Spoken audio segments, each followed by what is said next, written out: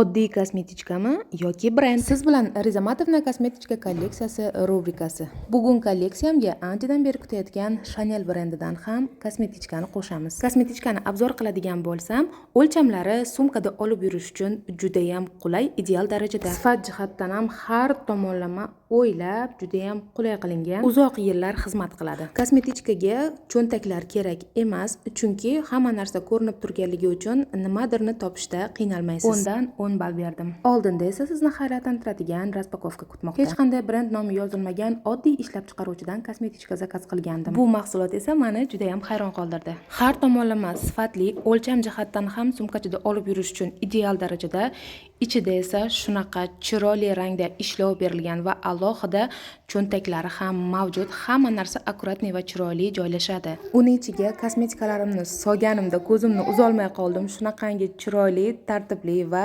juda ham qulay joylashuv. Videoda sizlar ham ko'rgan bo'lsanglar kerak. Xuddi mana shu kosmetichkani faqat Beauty for You degan brenddan zakaz qilib ko'rdim. Narxi bundan ozroq qimmatroq, lekin menimcha xuddi mana shu ishlab chiqaruvchi ishlab chiqargan kosmetichkani o'z ginasi bo'lsa kerak.